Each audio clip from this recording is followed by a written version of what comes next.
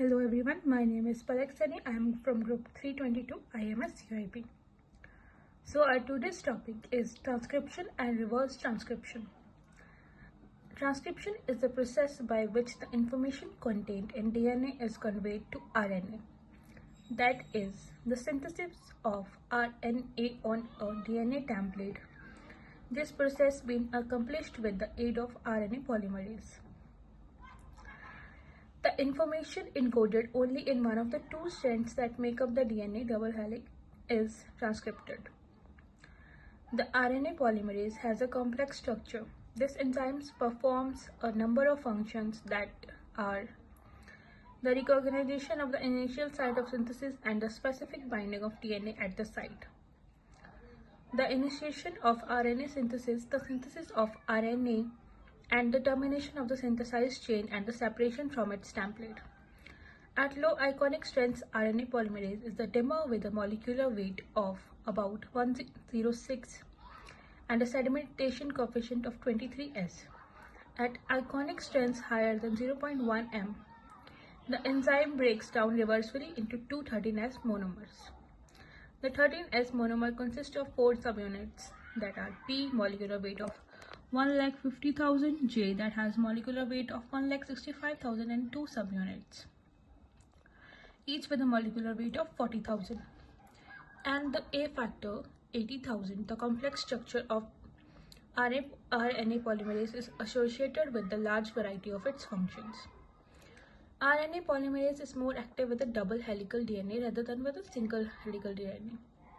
The transcription in vivo occurs with a double-stranded DNA, though has been pointed out only one chain is read. Accordingly, a local unwinding of the double helix takes place at the point where the RNA chain is growing.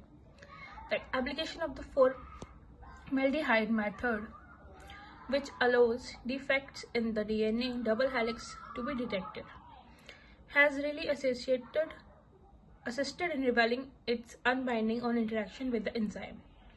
The rates of the synthesis of RNA in vivo and under optical condition in vitro are almost the same and range from 20 to 30 nucleotides per second. Thus, the transcription involves the conformational change of DNA. Its unbinding RNA polymerase is located very spatially on DNA, and these changes revolve only in a small portion of the DNA. Its unbinding RNA polymerase is located very spatially on the DNA, and these changes involve only a small portion of the DNA of double helix. One can, however, study the conformational properties of the complexes of RNA polymerase with small portions of DNA. Such complexes are produced on treatment of the DNA-RNA polymerase complex with the enzyme DNase. Reverse transcription makes possible the solution of important problems by converting the amino acid sequences of RNA into DNA. It is possible to disclose very accurately and rapidly the primary structure of DNA. The method proposed by Sanger in 1975 may be described by the following schemes, that are RNA, cDNA, double-stranded DNA, recombinant DNA, restriction enzyme with fragments, analysis of fragments. Our next topic is transfer DNA. Transfer RNAs, that are tRNAs, constitute about 10% of the total amount of RNA in the cell.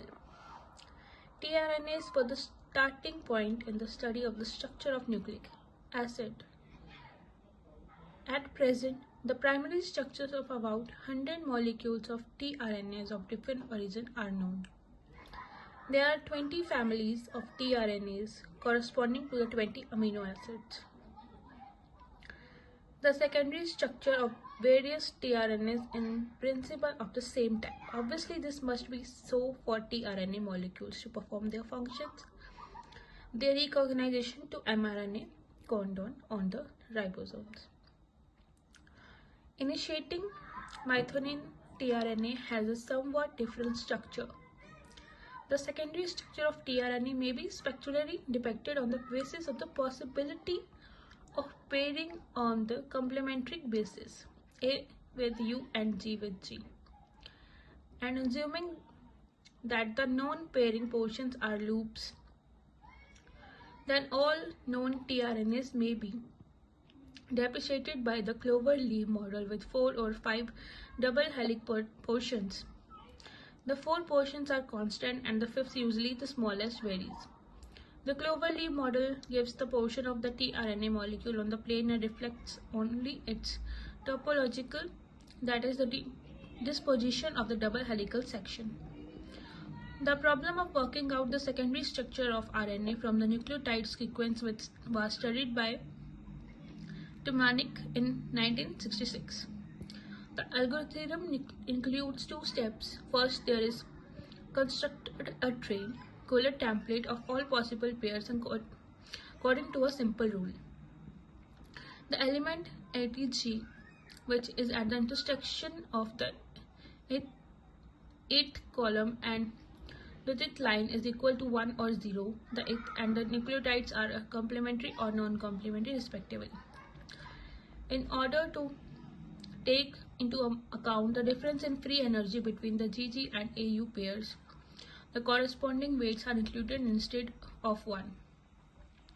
The second step is the construction of maximum hairpins, that is the section of the secondary structure with a single double helix region with the maximum negative free energy. What remains to be done is to run over a limited number of secondary structures for the different numbers of maximum hairpins found. Thank you.